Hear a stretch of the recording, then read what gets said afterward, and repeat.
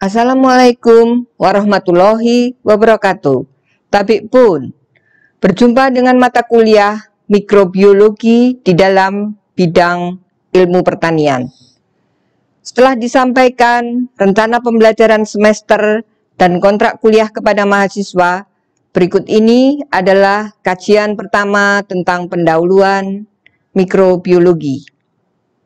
Kompetensi bahwa mahasiswa dapat mendefinisikan mikrobiologi, dapat menjelaskan sejarah perkembangan konsep-konsep penting mikrobiologi, menyebutkan anggota dunia mikroba, menjelaskan relevansi dan cakupan mikrobiologi, serta menjelaskan riset-riset mikrobiologi di masa depan. Selanjutnya, kita mulai dengan pokok bahasan, definisi mikrobiologi, istilah dalam teknik mikrobiologi, sejarah mikrobiologi. Tugas kepada mahasiswa setelah mengetahui sejarah mikrobiologi adalah membuat relevansi dan cakupan mikrobiologi, kemudian menganalisis mikrobiologi di masa depan ilmu pertanian.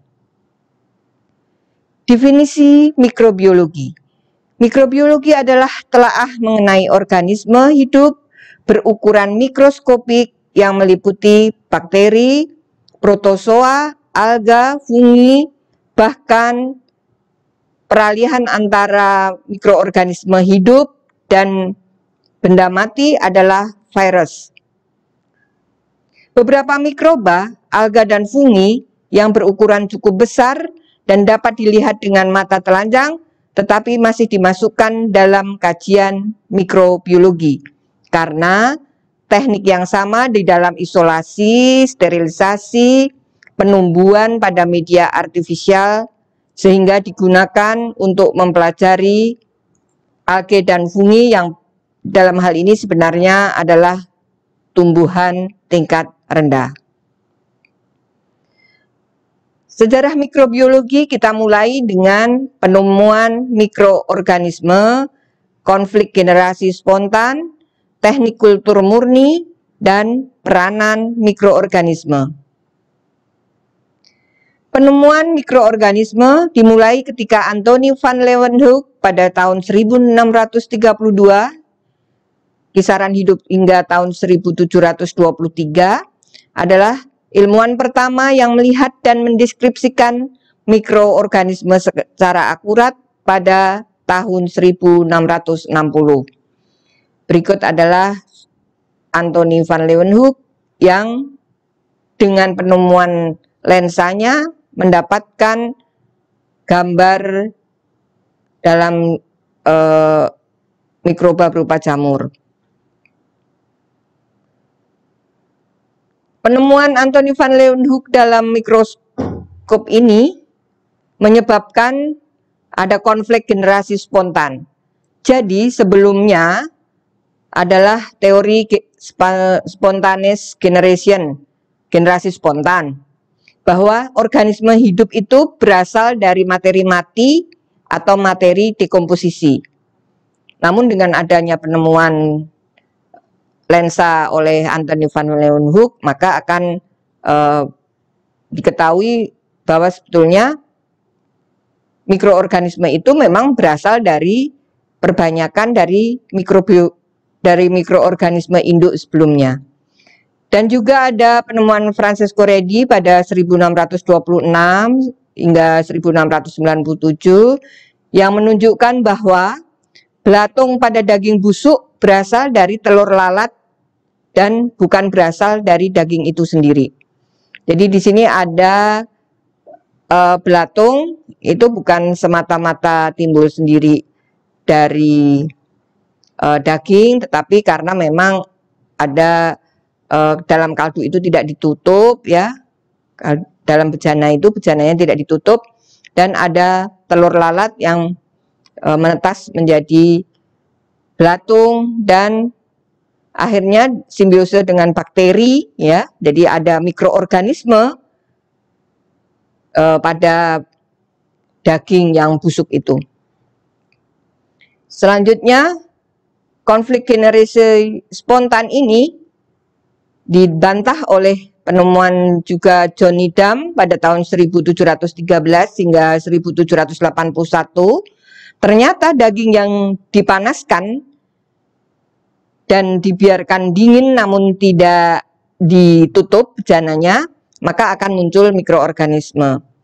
Ditentang oleh atau diperbaiki atau ada diklaim bahwa itu tidak benar oleh Lazarus Spallanzani pada tahun 1729 hingga 1799, yang menunjukkan bahwa setelah daging dalam labu dipanaskan dan kemudian ditutup rapat, maka tidak memunculkan mikroorganisme karena udara yang membawa benih kultur mikroorganisme tidak dapat masuk ke labu. Jadi John Needham dan Lazarus Spallanzani berbeda, sama-sama dipanaskan namun dibiarkan mendingin dan tidak ditutup. Bejananya tidak ditutup itu oleh John Needham, namun Lazarus Spallanzani telah menutupnya sehingga tidak ada mikroorganisme yang masuk dari udara ke dalam bejana. 100 tahun kemudian, konflik generasi spontan ini ditutup dan Louis Pasteur pada tahun 1822 hingga 1895 mengatakan bahwa kaldu daging dalam labu leher angsa dan dipanaskan, dan setelah dingin udara dibiarkan masuk melalui leher angsa tabung leher angsa itu. Namun debu udara tidak dapat masuk. Hasilnya sama, yaitu tidak ada pertumbuhan mikroorganisme. Pasteur sempat memanaskan, ya. Namun setelah dingin udara tetap juga dibiarkan masuk, jadi seperti John Needham. Namun debu udara ternyata diberi kasa penyaring. John Tyndall menunjukkan bahwa debu membawa mikroorganisme. Jika debu tidak ada, maka kaldu nutrisi tetap steril walaupun terdedah udara, walaupun terkena udara. Kita selanjutnya, atas dasar mikroorganisme itu ada di mana-mana dan bagaimana kita dapat mengkulturkan mikroorganisme tersebut, maka kita perlu mengetahui kultur murni. Kultur murni adalah kultur yang hanya mengandung spesies tunggal. Bagaimana kita mendapatkan spesies tunggal itu? Maka dilakukan dengan teknik pengenceran seperti yang dilakukan oleh Pasteur dan kawan-kawan. Untuk memperoleh kultur tunggal dilakukan pengenceran. Pengenceran dalam hal ini adalah membuat kerapatan mikroorganisme itu tidak terlalu padat, sehingga kita bisa menumbuhkannya dalam bentuk spora-spora tunggal.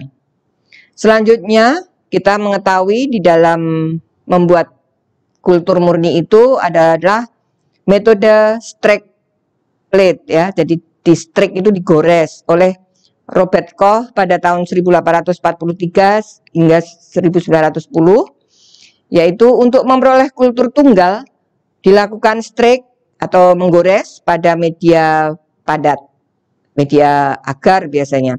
Agar ini, agar-agar dari alga gitu, digunakan untuk pemadat, ya, geleng yang digunakan hingga sekarang dalam bentuk potato dextrose agar, potato sucrose agar, ya, dan lain sebagainya.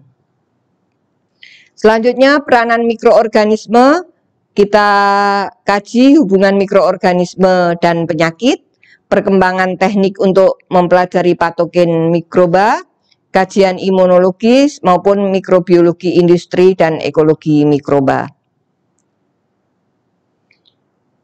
Mengenai hubungan mikroorganisme dan penyakit, Agostino Bessi tahun 1773 hingga 1856 mendapatkan penyakit pada ulat sutra yang disebabkan oleh jamur. Penyakit pada ulat sutra. Hal ini mendasari pengetahuan tentang entomopatogen, ya, yang digunakan sebagai pengendalian hayati terhadap serangga-serangga yang menjadi hama. Selanjutnya, M.J. Berkeley pada tahun 1845 menemukan penyakit pada kentang yang disebabkan oleh jamur. Kemudian, Louis Pasteur juga mendapatkan penyakit pada ulat sutra, namun yang disebabkan oleh protozoa. Selanjutnya, Joseph Lister secara tidak langsung membuktikan bahwa mikroba adalah agen penyebab penyakit. Joseph Lister mengembangkan sistem operasi atau pembedahan yang dirancang untuk mencegah mikroba menginfeksi luka operasi. Karena penemuan Lister ini, maka lebih sedikit pasien mengalami infeksi pasca operasi. Kita ingat ada merek dagang tertentu untuk desinfeksi, ya, mungkin menggunakan mengingat jasa dari Joseph Lister ini. Hubungan mikroorganisme dan penyakit masih tentang hal itu kita mengacu pada Robert Koch tahun 1843 hingga 1910. Ya, pertama yaitu mengetahui hubungan antara Bacillus anthracis, ya, yang menyebabkan penyakit antraks pada hewan berkaki 4, ya, Bacillus anthracis dan penyakit antraks. Namun Robert Koch ini kita acu juga di dalam kita mempelajari ilmu pertanian secara umum, yaitu Bacillus anthracis dan penyakit antraks pada hewan berkaki 4 itu tadi. Kemudian juga kita menggunakan postulasi Koch, ya, Koch postulate ini untuk mendiagnosis, ya, langkah-langkah mendiagnosis suatu penyakit tumbuhan. Ya, jadi langkah-langkahnya adalah isolate, bahwa bakteri dari cairan tubuh pasien, ya, kalau itu penyakit pada manusia, atau pasien kita adalah hewan berkaki 4, atau yang kita curigai adalah tanaman bergejala sakit, maka kita dapat mengisolasi pada nutrien agar dan kemudian mendapatkan bentuk sel di bawah mikroskop yang dapat diamati di bawah mikroskop. Itulah cara in vitro, ya, masih secara in vitro. Kemudian kita propagate, yaitu menumbuhkan koloni hasil isolasi pada media nutrisi untuk pemurnian, masih dilakukan secara in vitro. Kemudian kita inoculate, ya, menginokulasikan mikroba yang dicurigai sebagai patogen ke hewan sehat, karena tadi kita beranjak dari Robert Koch meneliti tentang hubungan antara Bacillus anthracis dan penyakit antraks pada hewan, maka haruslah kita pernah menginokulasikan mikroba yang dicurigai itu, yaitu Bacillus anthracis tadi, ke hewan berkaki 4 yang sehat. Dan harus menimbulkan gejala atau disebut simptom, ya, dengan penyakit antraks yang sama dengan ketika isolasi pertama, ya, tahapan pertama. Ini dilakukan secara in vivo. Kemudian setelah kita mendapatkan gejala pada hewan sehat tersebut, maka kita melakukan reisolasi lagi, yaitu langkah keempat, yaitu seperti langkah pertama yang diulang lagi, dan kita harus mendapatkan isolat dengan bentuk yang sama dengan tahap 1. Ini dilakukan secara in vitro. Perkembangan teknik untuk mempelajari patogen mikroba, ya, Koch dan teman-temannya mengembangkan teknik isolasi, kemudian menemukan reagen, ya, pelarut dan materi lain untuk mengkultur bakteri patogen pada media padat. Selain itu, teknik memungkinkan untuk mengisolasi dan memperbanyak kultur murni. Selanjutnya, Charles Chamberlain pada tahun 1851 hingga 1908 membuat filter bakteri untuk memisahkan bakteri dan mikroba yang berukuran lebih besar. Manfaat filter ini sangat penting karena akhir-akhir ini justru diketahui untuk agensia pengendali hayati kita tidak bersandar hanya kepada sel bakteri maupun sel jamurnya, namun lebih kepada metabolit sekunder, ya, metabolit yang tidak digunakan oleh mikroorganisme itu untuk hidup, namun justru metabolit sekundernya ini berguna untuk melawan atau untuk mengantagonis atau untuk mematikan karena ternyata sifatnya toksik ataupun enzim pelisis dari mikroorganisme lain. Jadi membuat filter bakteri untuk memisahkan bakteri dengan mikroba yang lainnya yang lebih besar ini sangat penting. Selanjutnya teknik ini mengarahkan penemuan virus sebagai agen penyebab penyakit.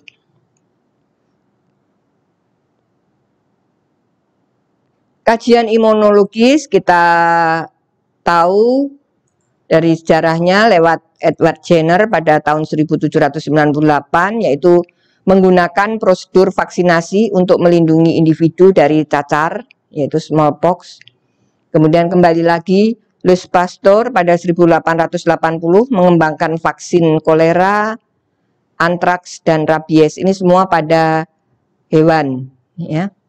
Kemudian Emil von Behring 1854 hingga 1917 dan juga Shibasara guru kita satu pada tahun 1852-1931 menemukan antitoksin difteria, ya, bakteri difteria, dan itu mengeluarkan toksin, dan toksin ini laten ada di dalam tubuh inang yang pernah diserangnya, ya. Dan Emil von Behring ini menemukan antitoksinnya. Kemudian Eli Metchnikoff pada tahun 1845 hingga 1916 berkiprah menemukan sel fagosit dalam darah yang berperan dalam imunitas atau kekebalan. Peranan mikroorganisme di dalam mikrobiologi industri dan ekologi mikroba, kembali lagi Louis Pasteur mendapatkan bahwa fermentasi alkohol adalah hasil aktivitas dari mikroba. Kemudian fermentasi dapat berlangsung baik secara aerob, membutuhkan oksigen, maupun anaerob, tidak memerlukan oksigen di dalam wadah tersebut. Kemudian pasteurisasi, ini ya, mengingat namanya adalah Louis Pasteur, untuk mengawetkan anggur selama penyimpanan. Selanjutnya Winogradski pada tahun 1856 hingga 1953 ini sangat menyumbang untuk perkembangan biologi tanah, ya, ilmu biologi tanah, bahwa bakteri tanah dapat mengoksidasi belerang, ya, sulfur, ya, besi itu Fe pada mikroorganisme yang membentuk senyawa hidrofur, ya, kemudian yang belerang, dan amonia untuk mendapatkan energi. Fiksasi nitrogen anaerob dan dekomposisi selulosa. Selanjutnya Martinus Behring pada tahun 1851 hingga 1931 mengisolasi bakteri penambat nitrogen yang aerobik, ya, dan bakteri pereduksi sulfat. Dari Martinus Behring ini kita mendapatkan cara bahwa kita akan sering mengisolasi bakteri penambat nitrogen seperti rhizobium, ya, dan bakteri